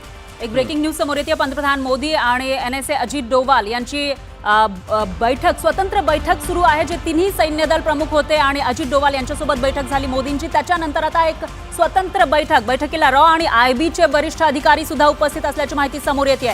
त्यामुळे आता या बैठकीमध्ये नेमकी काय चर्चा होत असेल ते बघावं लागेल. पंतप्रधान मोदी आणि NSA अजित डोभाल यांची ही बैठक सुरू आहे. त्याच्या आधी तिन्ही सैन्य दलाचे प्रमुख आणि अजित डोभाल त्याचबरोबर पंतप्रधान मोदी यांची बैठक झालेली होती. आणि जी आत्ता स्वतंत्र बैठक सुरू आहे त्यामध्ये रॉ असेल किंवा जी IB आहे, ज्या इंटेलिजन्स यंत्रणा आहेत भारताच्या, त्यांच्यासोबतची ही बैठक सुरू आहे. एक गोष्ट अनयजींना मला विचारायचंय खरं तर याबद्दल की दोन राष्ट्र आता एकमेकांच्या समोर आहेत. एका बाजूला पाकिस्तान, एका बाजूला भारत. पॉलिटिकल जी लिडरशिप आहे ती लिडरशिप आज एका बाजूला पूर्णपणे विस्कळीत दिसतेय. कारण तिथं लष्कराचं नियंत्रण आहे आणि एक बाहुला बसवल्यासारखा पंतप्रधान, इकडे नरेंद्र मोदींसारखं एक कणखर असं नेतृत्व आहे. एक सुरात सगळे बोलतायत असं दिसतंय. आणि तिकडे मात्र त्यांचे परराष्ट्र मंत्री स्पष्टपणे सांगतायत, सोशल मीडियावर आम्ही ऐकलं आणि म्हणून आम्ही ते विमानं पाडली. लीडरशिपचा किती मोठा रोल असणार आहे या सगळ्या पुढच्या लढाईमधला? खूपच महत्वाचा प्रश्न विचारलात. म्हणजे आधी पाकिस्तानचं सरकार आणि लष्कर याच्या पलीकडे जाण्यापूर्वी पाकिस्तानच्या लष्करातच 2 गट पडलेले आहेत. म्हणजे एक त्यातला गट आहे हा ज्याला सुफी विचारधारेचा, म्हणजे याच्यामध्ये तुर्की आणि इतर देशांशी जवळीक साधणारा, आणि दुसरा जो पूर्वीचा गट होता जो आता याच्यामध्ये आसिम मुनीर वगैरे आहेत, हे सगळे लोक वहाबी विचारसरणीचे, सौदी अरेबिया आणि UAE वगैरे यांच्याशी सगळ्यांची जवळीक साधणारे होते. आणि आसिम मुनीर यांची सगळ्यात मोठी डोकेदुखी हीच आहे की ते लष्कर प्रमुख आहेत पाकिस्तानमध्ये. आपल्याला माहितीये, म्हटलं जातं की बाकीच्या देशांचं लष्कर असतं, पाकिस्तानमध्ये लष्कराचा देश आहे. आणि त्यामुळे एकीकडे पाकिस्तानच्या लष्कराची अशी भूमिका असते की पाकिस्तान आमच्यामुळे आहे. आणि असं असताना तुम्ही बघा पाकिस्तानच्या समाज माध्यमांवर पाकिस्तानचे जे इतर सगळे युट्यूबर्स आणि आहेत यांच्या दृष्टीनेही आसिम मुनीर थट्टेचा विषय झाला होता. अशी गोष्ट पाकिस्तानमध्ये आतापर्यंतच्या त्यांच्या 77 वर्षाच्या इतिहासात कधीही झाली नव्हती. आणि हे आव्हान त्यांच्या पुढे आहे. आणि त्याच्यामुळे एकीकडे त्यांना ते सरकार आहे जे लोकनियुक्त ते ताब्यात पण घ्यायचंय, पण ते जर आपली हुकुमशाही लादली तर कर्ज मिळणार नाही अशी परिस्थिती आहे. म्हणजे त्यांना तिथे बसवायचंही आहे पण अधिकार द्यायचे नाहीत, म्हणून त्यांनी ISI प्रमुखांना तिकडे सरकारचा राष्ट्रीय सुरक्षा सल्लागार म्हणून नेमलाय. अशा प्रकारची धडपड त्यांची सुरू आहे. माझा प्रश्न याच अनुषंगाने आहे. आता तुम्ही तुर्कीचा उल्लेख केला. जे ड्रोन सापडलेले आहेत, ड्रोनचे अवशेष भारताच्या सीमेवर सापडलेले आहे, ते तुर्की मेड दिसत आहेत. काही तुर्कीनं सुद्धा जर समजा पाकिस्तानला इथं साथ देण्याचा प्रयत्न केला तर याचे परिणाम काय होऊ शकतात? तुर्कीला याचे कसे परिणाम भोगावे लागू शकतात? सगळ्यात पहिले एक गोष्ट लक्षात घ्या, पाकिस्तानची निर्मिती हीच तुर्कीला आदर्श ठेवून झालेली आहे. म्हणजे मग ते ओटोमन साम्राज्य असो किंवा मग पाकिस्तानमधले तथाकथित सेक्युलरवादी आहेत ज्यांनी कमाल मुस्तफाचा आदर्श ठेवून, आणि त्यामुळे तुर्की आणि पाकिस्तान यांच्यामध्ये एका भावंडांचा संबंध राहिलेला आहे. पण आता तुर्कीमध्ये अर्दवान हेही 20 वर्षापेक्षा जास्त काळ सत्तेवर आहेत आणि त्यांच्यामुळे तुर्कीची अर्थव्यवस्था अतिशय वाईट अवस्थेत आहे. तुर्कीने जर अशा प्रकारचे प्रयत्न, म्हणजे तुर्की पाकिस्तानला मदत करणार याच्यामध्ये काही शंका नाहीये, पण इथे भारताने जर तुर्कीवर स्ट्राईक करायचं ठरवलं तर भारतीय पर्यटक लाखोंच्या संख्येने तुर्कीला जातात. अनेक भारतीय चित्रपट तुर्कीमध्ये बनतात. ही गोष्ट जरी भारताने कमी केली तरी तुर्कीला याचा खूप मोठा फटका बसेल, आणि मला असं वाटतं तुर्कीला याचं भान आहे. पाकिस्तानला मदत करताना ते एक लक्ष्मण रेषा ओलांडणार नाहीत अशी मला आशा आहे. गोखले सरांना एक प्रश्न विचारायचा आहे, पण त्याआधी ब्रेकिंग न्यूज आहे, मोठी बातमी आहे. ती मोठी बातमी आपण पाहूया. अपडेट्स येत आहेत सातत्यानं. पोखरणमध्ये पाकिस्ताननं ड्रोन हल्ला केल्याची माहिती मिळते. अगदी बरोबर आहे. आणि पोखरण ज्या ठिकाणी अणुशक्ती केंद्र आहे त्या ठिकाणी पाकिस्ताननं हल्ला केल्याची माहिती आहे. त्याचबरोबर पठाणकोटमध्ये सुद्धा 5 स्फोट झाल्याची माहिती समोर येते. आत्ताची ही सगळ्यात मोठी आणि महत्त्वाची अपडेट म्हणावी लागेल. पाकिस्तानकडून हल्ल्याची तीव्रता आता वाढलेली आहे असं म्हणता येईल का, असा सवाल उपस्थित होतोय. ड्रोननं हल्ले केले जात आहेत. पोखरणमध्ये सुद्धा पाकिस्तानी ड्रोन हल्ला करण्याचा प्रयत्न झाल्याची माहिती समोर येते. ऑब्व्हियसली भारताची जी यंत्रणा आहे, एअर डिफेन्स सिस्टीम आहे, ती सज्ज आहे, सजग आहे, स्ट्रॉंग आहे. पण पाकिस्तानकडून कशा पद्धतीनं आगळीक केली जाते आणि पाकिस्तान कशा पद्धतीनं आता भारताला चेतावतोय युद्धासाठी ते याच्यावरून लक्षात येते. पठाणकोटमध्ये सुद्धा 5 स्फोट झाल्याची माहिती समोर येते. पठाणकोट ज्या ठिकाणी आर्मीचा बेस आहे तिथं हा हल्ला झालाय. ड्रोन हल्ल्यानंतर आता जैसलमेरमध्ये सायरन वाजल्याची माहिती आहे. म्हणजे एकूणच असं म्हणता येईल पंजाब असेल किंवा पोखरण असेल किंवा इथे राजस्थानचा जो भाग आहे सीमारेषेचा त्या ठिकाणी पाकिस्ताननं लक्ष करण्याचा प्रयत्न केलाय. खरं तर पोखरणला अणुकेंद्र नाहीये तर ते चाचणी केंद्र आहे. चुकीची माहिती जाऊ नये प्रेक्षकांपर्यंत. तर या सगळ्या पार्श्वभूमीवर आपल्याला माहिती आहे की सीमा भागामध्ये मोठमोठे जे आपले हवाई तळ आहेत किंवा लष्करी केंद्र आहेत या केंद्रांना टार्गेट करण्याचा सातत्यानं प्रयत्न हा केला जातो. आणि ही ती दृश्य आहेत की ज्या वेळेला हे ड्रोन आले पोखरण परिसरामध्ये आणि जैसलमेरमध्ये सुद्धा सायरन वाजल्याची माहिती आहे. आणि कालच्यासारखीच ही दृश्य आहेत. प्रेक्षक ही दृश्य रिलेट करू शकतात की एकापाठोपाठ एक ड्रोन्स आतमध्ये येत आहेत आणि प्रत्येक ड्रोन परतवून लावण्याचं काम अर्थातच भारताची एअर डिफेन्स सिस्टीम करते. गोखले सरांना म्हणूनच हा प्रश्न विचारायचा की गोखले सर, आत्ताच्या परिस्थितीमध्ये वायुदल हे फ्रंट फूटवरती आहे. इतर दोन्ही सैन्य दल सुद्धा आपल्यासोबत आहे, पण वायुदल फ्रंट फूटवरती आहे. भारतानं गेल्या काही वर्षांमध्ये वायुदलाच्या रणनीतीमध्ये, युद्धनीतीमध्ये नेमके कोणते बदल केलेत महत्त्वाचे की ज्यामुळे आज आपण सक्षमपणे पायरोन उभे आहोत? तुम्ही ऐकलंच आहे की आमची स्क्वॉड्रन्स जरी कमी असली तरी सुद्धा जी आहेत विमानं त्यांची इतकी सक्षमता आहे, त्यांना एअर टू एअर रिफ्युलिंग आहे, त्यांना आपण डेटा लिंकिंग केलेलं आहे, त्यामुळे ते एकमेकाशी बोलून म्हणजे सायलेंट वॉरफेअर करू शकतो. आपल्याकडे इतक्या लांब पल्ल्याची आपण जसं रफालमध्ये आहे, आपण त्याला जे निराळी जी हॅमर किंवा अशा तऱ्हेची घेतलेली आहेत त्याला स्कॅल्प मिसाईल म्हणतो. जवळजवळ 300 किलोमीटरचं आहे ते. त्याला GPS आणि इनर्शियल नॅव्ह अशा निरनिराळ्या प्रकारच्या सगळ्या त्याच्यामध्ये गोष्टी आहेत. त्यामुळे इतकं ॲक्युरेट आहे ते. आणि ते ॲक्युरेट असल्यामुळे आपण पाकिस्तानच्या इनसाइड जे अगदी पेशावर पर्यंत इझिली आपण अटॅक करू शकतोय. आणि तुम्ही आता पठाणकोटचं बोलताय, जैसलमेरचं बघताय, तर तुम्हाला कळतंय त्याच्यामुळे की आपल्या फक्त ज्या हद्दीच्या जवळच्या ज्या काही गोष्टी आहेत तिथे ते अटॅक करतायत. ते इतक्या डेप्थमध्ये येऊ शकत नाहीयेत. त्याचं कारण त्यांनी जे काय त्यांचं जे हे केलंय ते फक्त it has been Pakistan army centric किंवा आर्मीला समजा जर पुढे जायचं असलं तर काय करता येईल अशा तऱ्हेचं. त्यामुळे आत्ताचा जो इंडियन एअरफोर्सचा जो पल्ला आहे तो आपण खूप लांबच्या रीतीने विचार करून या सगळ्या गोष्टी केलेल्या. सर, ब्रेकिंग न्यूज आपल्याकडे येते. आताची सगळ्यात मोठी अपडेट आहे की कडून रात्रीच्या अंधारामध्ये पाकिस्ताननं हल्ले सुरू केले आहे. राजौरीमध्ये सुद्धा पाकिस्तानचा ड्रोन पाडल्याची माहिती समोर येते. राजौरी सेक्टर जे LOC पासून जवळ आहे त्या ठिकाणी पाकिस्तानचा हा ड्रोन पाडण्यात आला आहे. तर भारताची एअर डिफेन्स सिस्टीम ही मजबूत आहे. जेवढे काही हल्ले पाकिस्तानकडून केले जात आहेत ते सर्व परतवून लावले जात आहेत. आता राजौरीमध्ये पाकिस्ताननं हल्ला करण्याचा प्रयत्न केला होता, ड्रोन त्या ठिकाणी पाठवला होता, पण भारतानं तो परतवून लावलेला आहे, तो पाडलेला आहे. त्यामुळे हे पुरावे आहेत पाकिस्तान कशा पद्धतीनं कुरापती करतोय, कशा पद्धतीनं आगळीक करतोय आणि भारताला चेतावतोय. आणि एक छोटासा प्रश्न विचारायचा, आपला वेळ खरं तर संपत आला, त्यामुळे प्लीज थोडक्यात सांगाल की जेव्हा विमान शत्रू देशाचं LOC क्रॉस करतं, आपल्या सीमेमध्ये येतं, तेव्हा ते आंतरराष्ट्रीय नॉर्म्सच्या विरोधात असतं. हे ड्रोन युद्ध कदाचित भारतातले लोक पहिल्यांदाच प्रत्यक्ष अनुभवत आहेत. तर जेव्हा ड्रोन सीमारेषा क्रॉस करतो तेव्हा ते कोणत्या नियमांमध्ये, कोणत्या चौकटींमध्ये बसतं शत्रू देशाची ही कारवाई? नाही, आता वॉर मध्ये असले नियम वगैरे काहीच नसतात. त्यामुळे ते पाडण्याचा आपल्याला पण ते पूर्ण ऍक्ट अधिकार ऑफ आहे. वॉर ठरेल का? त्यामुळे पीस टाइम मध्ये हे सगळे रूल्स असतात की 10 किलोमीटर जाऊ शकतात, 5 किलोमीटर पर्यंत दुसरी विमानं, 1 किलोमीटर पर्यंत हेलिकॉप्टर्स वगैरे वगैरे. पण हे नियम असतात ते पीस टाइम मध्ये असतात. जेव्हा तुमच्यावरती हल्ले होतात त्यावेळेला असले नियम वगैरे सगळे गुंडाळले जातात. हो हो.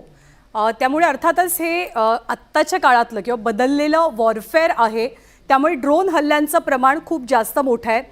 गोखले सर, खरं तर आता ह्या ड्रोन हल्ल्याची बातमी येते, पण एक थोडासा वेगळा प्रश्न, वेगळ्या कॉन्टेक्स्टमधला, तो म्हणजे जसा मगाशी विलासनं उल्लेख केला, तो म्हणजे अमेरिकेच्या भूमिकेचा. तर अमेरिकेनं एक प्रकारे नरोवा कुंजरोवाची भूमिका घेतलेली आहे.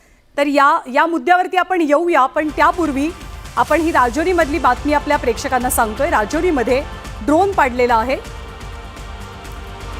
पाकिस्तानकडनं आजही रडीचा डाव सुरू असल्याचं चित्र पाहायला मिळत आहे. अगदी बरोबर आहे. पाकिस्तानकडून आजही रडीचा डाव सुरू आहे. अंधारामध्ये ड्रोन पाठवले जातात विमानांच्या आडून. पाकिस्तानचा ड्रोन हल्ल्याचा प्रयत्न केल्याची माहिती समोर येते. जे सिव्हिलियन्स आहेत पाकिस्तानचे त्यांना वापरण्याचा प्रयत्न पाकिस्ताननं केलेला होता. पाकिस्तान नागरिकांना ढाल म्हणून त्याचा वापर करते. नागरी विमानसेवा अजूनही पाकिस्तानमध्ये सुरूच आहे. भारतानं जी सीमारेषा आहे तिथले सर्व एअरपोर्ट बंद केलेत, पण पाकिस्ताननं मात्र आपली एअरस्पेस सुरू केलेली होती आणि एक वेगळीच पद्धत अवलंबलेली होती, ती म्हणजे नागरिकांच्या पाठीशी लपायचं. आतापर्यंत आपण बघितलं तर नागरिकांचं संरक्षण करण्यासाठी ही सेना असते, मात्र पाकिस्ताननं नागरिकांचा वापर स्वतः लपण्यासाठी केलाय. आपण हा मॅप दाखवतोय की इथून ही ड्रोन जी आहेत ही पाकिस्तानची आहेत. ही जी काळी रेषा सगळी दिसतेय ही अर्थातच आपली बॉर्डर आहे, म्हणजे ही LOC आहे.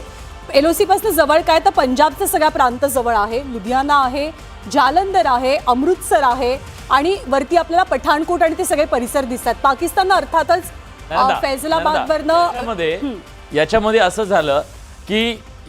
झालं की आज लष्कराने जेव्हा प्रेस कॉन्फरन्स घेतली तेव्हा सांगितलं की ही दुबई लाहोर जे प्लेन आहे हे आज त्यांनी तिथं चालवलं आणि हे कुठं चालवलं तर ह्या सीमारेषेवरती. बरोबर आहे. आणि आपल्या लष्करानं हीच गोष्ट सांगितलेली होती की जेव्हा भारत रिटालिएट करतो, म्हणजे भारत जेव्हा उत्तर देतो, तेव्हा अर्थातच ही एअरस्पेस सगळी मोकळी असणं अपेक्षित असतं. नियमानुसार जेव्हा युद्धजन्य परिस्थिती असते तेव्हा कुठलाही देश आपल्या नागरिकांचा जीव अशा पद्धतीनं धोक्यात घालत नाही, मग ते इतर देशाचे असोत किंवा स्वतःच्या देशाचे असोत. त्यामुळे भारत सध्या पाकिस्तानच्या एअरस्पेस मधनं स्वतःचं कोणतंही स्क्रीनशॉट काढलाय, त्याच्यात टायमिंग सुद्धा दिलेलं आहे, जे आहे ते फ्लाय करत नाही.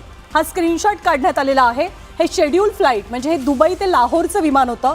शेड्यूल 4 वाजून 15 मिनिटं आणि ते थोडं डिले झालं, 8:15 वाजता सुटलं आणि ते सध्या फ्लाय करतंय. साधारणतः 8:45 वाजता ते लाहोरला पोहोचणं अपेक्षित होतं.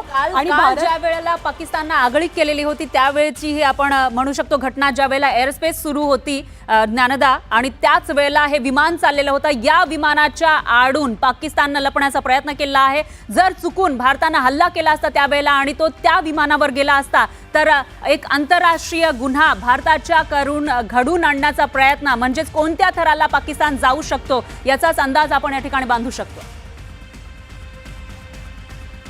तर त्यामुळे एक प्रकारे पाकिस्तान कशा पद्धतीनं आगळीक करतोच आहे भारतासोबत.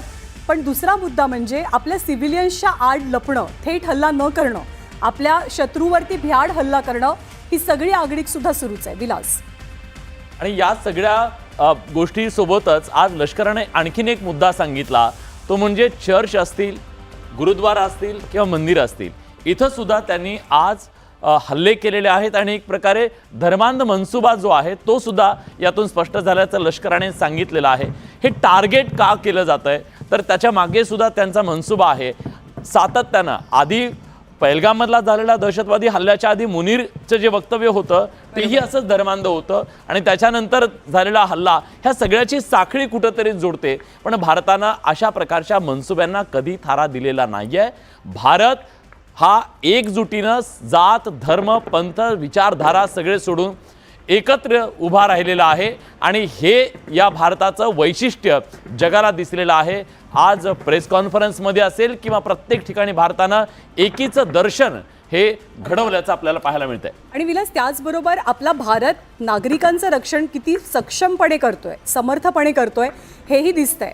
कारण आत्तापर्यंत पाकिस्ताननं जे ड्रोन हल्ले करण्याचा प्रयत्न सुरू केलेला आहे, आज संध्याकाळचे ड्रोन हल्ले, तर त्यात कोणतीही जीवितहानी झालेली नाही, मनुष्यहानी झालेली नाही अशी माहिती गव्हर्नमेंटच्या सूत्रांकडनं, सरकारी सूत्रांकडनं आपल्याला मिळते। आजही पाकिस्ताननं कालप्रमाणेच रात्रीच्या अंधाराचा फायदा घेऊन हे हल्ले करायला सुरुवात केली। एका पाठोपाठ एक ड्रोन्स आले। काल जवळपास 300 ते 400 ड्रोन्स आलेले होते, सगळे सीमारेषेच्या आसपास आलेले होते। तर आज सुद्धा तेच भाग आणि खास करून पोखरण, जिथे भारतानं अणुचाचण्या केलेल्या होत्या, त्याच पोखरण परिसरामध्ये सुद्धा आज पाकिस्तानकडनं हल्ल्याचा प्रयत्न झालाय। राजौरीमध्ये आपल्या हवाई दलाला मोठं यश मिळालंय, एअर डिफेन्स सिस्टीमला पाकिस्तानचा ड्रोन पाडलेला आहे। आणि विशेष बाब म्हणजे तुर्कीचे हे ड्रोन असल्याची प्राथमिक माहिती आज आपल्या सैन्यानं दिली।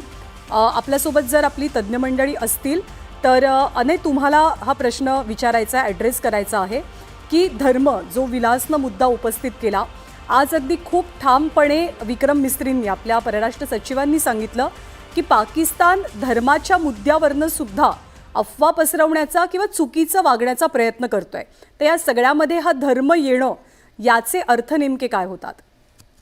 याचा अर्थ असा आहे, कारण पाकिस्तानचा जन्मच धर्माच्या आधारावर आणि या विचाराच्या आधार झालाय की हिंदू आणि मुसलमान हे दोन वेगळे लोक आहेत आणि हे एकत्र राहू शकत नाहीत। पण पाकिस्तान स्वतंत्र झाल्यानंतरही सातत्याने, मग पाकिस्तान, पूर्व पाकिस्तान विरुद्ध पश्चिम पाकिस्तान, त्याच्यातनं बांगलादेश तयार झाला आणि आता जे बलुचिस्तान किंवा खैबर पख्तूनवा जिथे हा सगळा असंतोष आहे, तेही सगळे 100% जवळपास मुसलमानच आहेत। आणि त्यामुळे पाकिस्तान ही धर्माच्या आधारावरची आपली ओळख टिकवण्यासाठी भारत हा हिंदू देश आहे आणि तिथे मुसलमानांवर अत्याचार होत आहेत अशा प्रकारचा नॅरेटिव्ह तयार करणं आणि केवळ मुसलमान शिखांनाही टार्गेट करण्याचा जो त्यांचा प्रयत्न आहे तो अतिशय महत्वाचा आहे। आणि तो मला असं वाटतंय ते आता त्यांच्या अंगलट येत आहेत, त्याच्यात त्यांना यश येत नाहीये, तेच या युद्धातनं आपल्याला दिसून येते आतापर्यंत।